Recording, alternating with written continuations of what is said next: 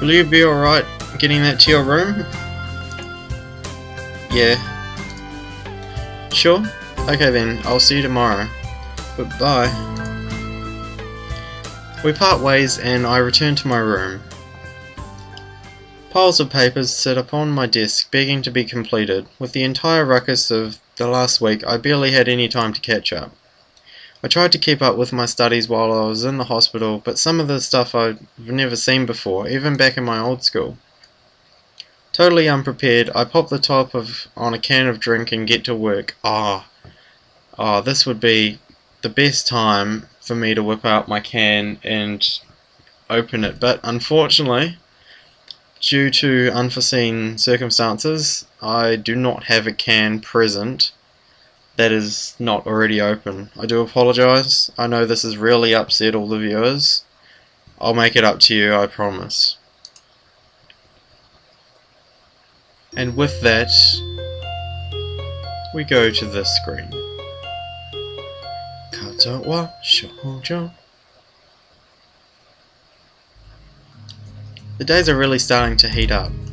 This morning I awoke covered in sweat. Sure that wasn't because you're in Hanako's bed? No, just kidding. By the time the student body starts leaving their dorms for breakfast and morning duties, the sun has taken full effect. Oddly, that puts me in high spirits. It's not even... Wait, what? It's not even 8, yet I feel that this day is going to be one of those pleasant, tranquil, warm ones. If I weren't at a school that considered every absence from class as a sign of life-threatening situation, I'd consider skipping the whole day, just relaxing in the school gardens. Yes, today will be a genuinely lazy day. For a second, I stop in mid-stretch and consider the nurse's warnings about exercise. Maybe I should have kept up those morning jogs. Running with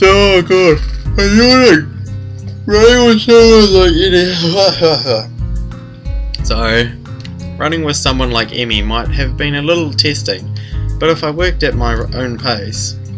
who am I kidding? I couldn't stick to something like that without some kind of motivation. It's not like I sit around all day. The walk to and from the convenience store counts as exercise, right? Especially the walk back up the hill. Yeah, it's no big deal. Compared to my months lying in a hospital bed, I'm getting plenty exercise. This is true, Hisao.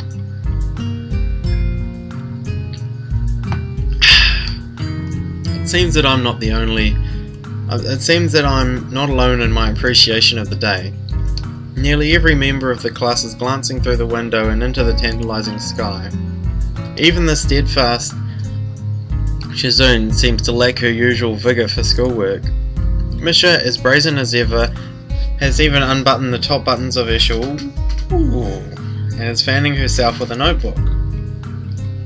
What a wicked bad picture. I must have been staring, as she's now sticking her tongue out at me. However, she shows no signs of halting her efforts, nor is she trying to hide the fact. The lunch bells... Just realised just how you pervert. The lunch bell seems to catch everyone by surprise, and the class empties it at a much slower pace than usual. The heat seems to be draining the need to rush from everyone. Well, almost everyone. Hisao? Hey there, Hanako, what can I do for you today? That's not how you... That's what you say when you're on the other end of a phone call. Hello, dull computers, what can I do for you today? That's a terrible Indian accent, I apologise. Hanako already has a lunch bag in hand. I don't have to be a detective to work out where this is going. I was wondering if you could give this lunch bag to Lily. I'm not actually asking you to join me for lunch. No, I'm kidding. Would you like to have lunch with us again? I brought enough for everyone. Awesome! You don't have to be so stiff about it though. Ah, right. I take it we're going to the tea room? But please. Lily said she'll meet us in there, so we should... Wanna say should some more? Should... There we go. Go ahead together. Aww, sounds like a plan. The heat has made me pretty hungry. Sorry. Hanako breathes a sigh of relief, and I gather my things together. As usual, the aura of the tea room is refreshing, feeling isolated from the rest of the world. Then again, the usual din of the school seems to be a bit subdued, most likely from laziness promoted by heat exhaustion. Hanako slowly spreads her food, and by food I mean sandwiches and tea, on the table, intently focusing on every little movement, as if she's trying to keep her mind off other thoughts. Like me. By me I mean Hisao. It's not much, but I can tell from her demeanour that she has prepared everything with the utmost care. I guess Lily isn't here yet. Should we start without her? She'll be here soon. Hanako struggles with the lid of the container of rice. Here, let me help with that. I take the container from Hanako's hand and try to force open the lid. As I rip open the lid, I show my amazing strength, and Hanako is absolutely amazed. Or, try as I might, it seems wedged shut. I just failed life. Let me guess, did you put this in while the rice was still hot? Yes, I was in a rush. I put the container on the table between us.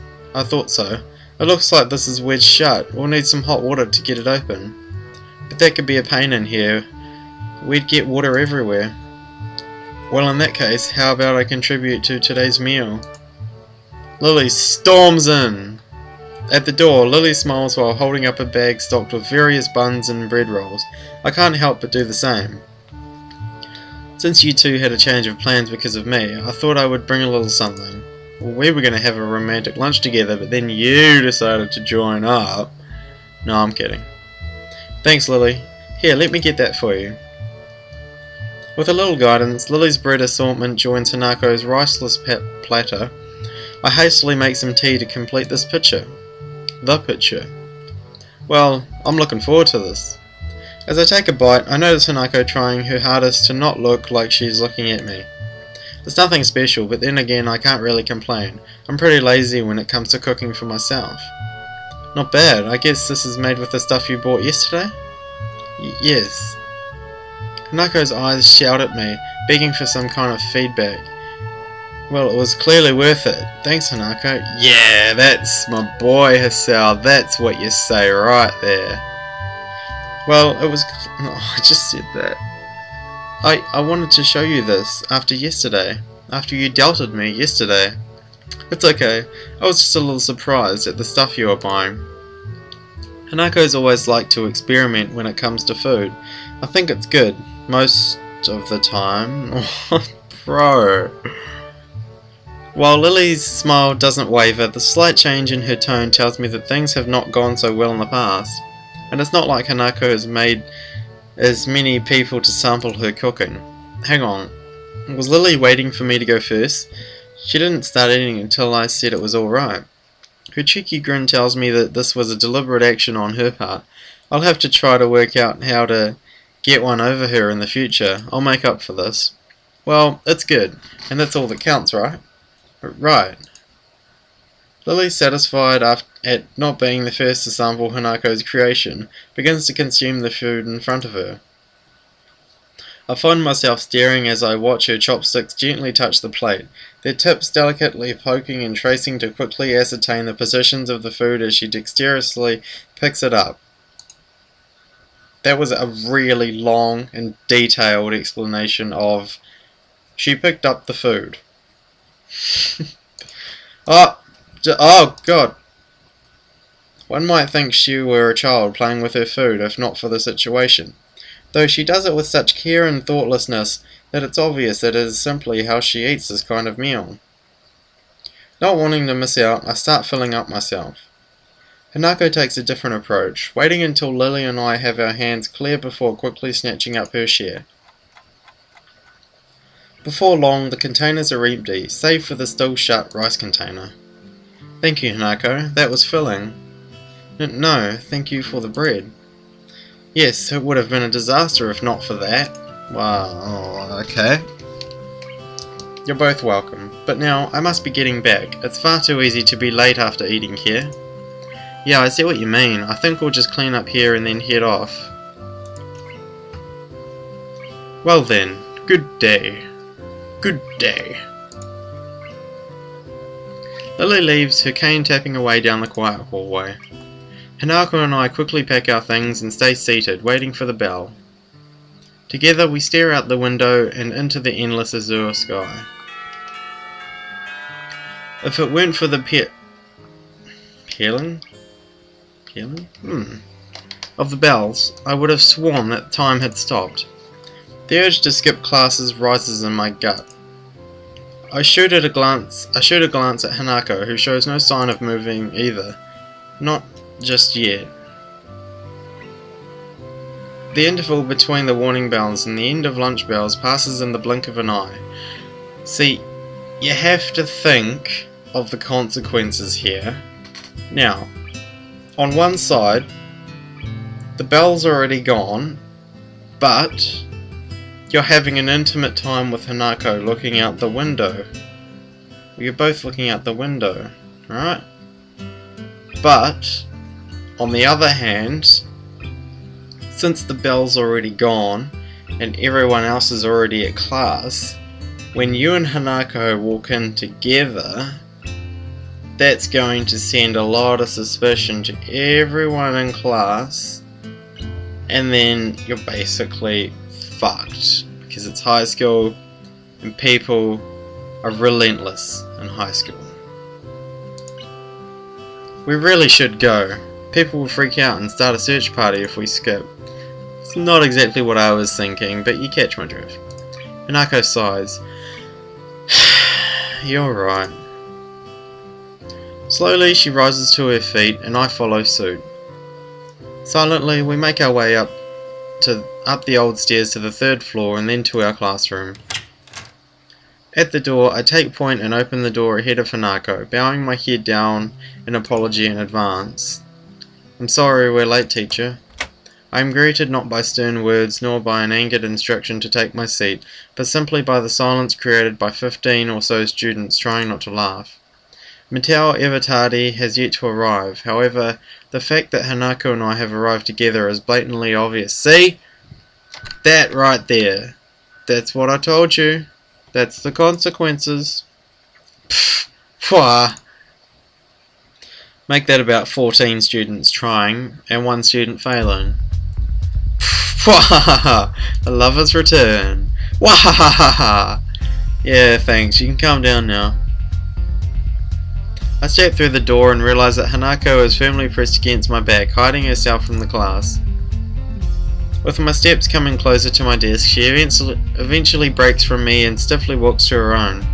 Her efforts to mentally block everyone's presence from her mind are written fairly clearly on her face. Quickly checking the door for any signs of the teacher's arrival, I make a trip to Hanako's desk and whisper in her ear. Don't worry about Misha, she's always like this. I enjoyed myself today, don't sweat it, okay? Hanako nods her head behind her folded arms but still doesn't show her face. I yearn to stay and console her more, but Mateo picks this exact moment to enter the class, halfway through his lecture as if he started it in the hallway. Which, of course, is directly proportional to the change of inversely proportionally to the square of the distance. He's so engrossed in his speech that he doesn't even notice me sneaking back into my seat from Hanako's desk. While Mateo's spiel rambles on, Misha leans over to me. The teacher may not have noticed your tardiness, but I did. That much is obvious from the show you just put on. I have been instructed to let you off the hook for today, but only on one condition.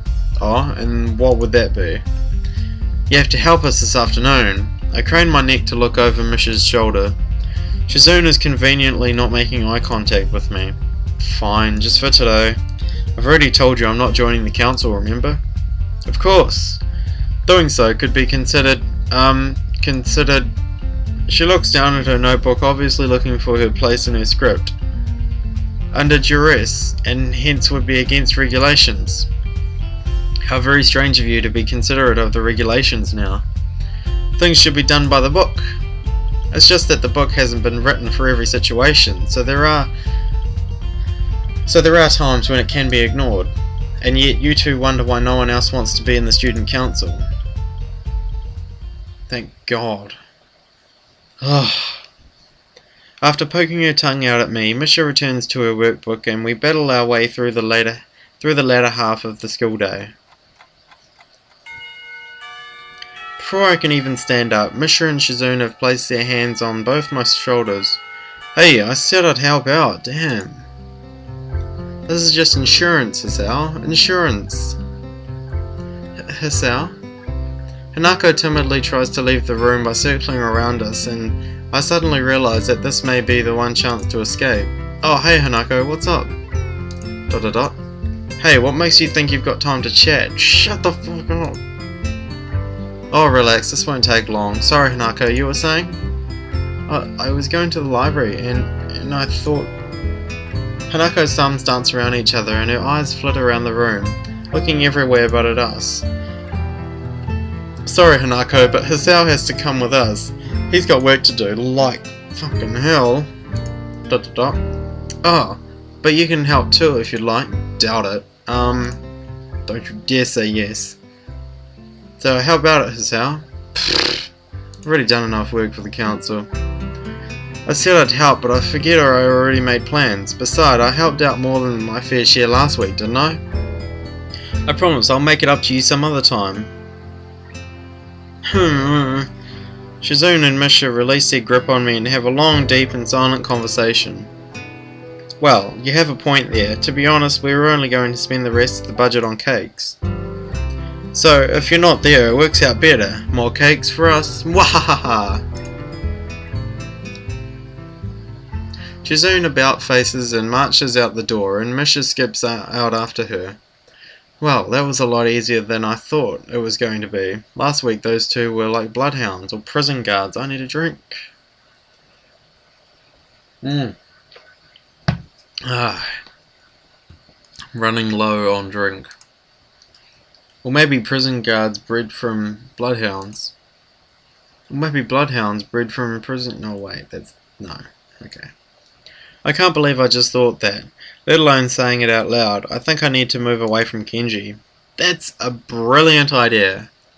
Never mind. Anyway, should we go to the library? Sure. Hanako follows me through the still crowded halls to the library, using me as a shield. Okay, they're not saying a damn thing. Yuko! As soon as we are through the door, Hanako bolts for the counter where Yuko is stacking books. Before I can catch up, Hanako has whispered something to her. You'd find that in non-fiction, but I don't know where exactly. If you want, I can look it up. Yeah, like that's what she really said to Yuko. What she really said was, hey, Yuko, I really like Hisao, but can you just pretend like I'm asking for a book and say that out loud so that I don't get caught? Okay. And then Yuko's like, you'd find that in blah blah blah blah blah.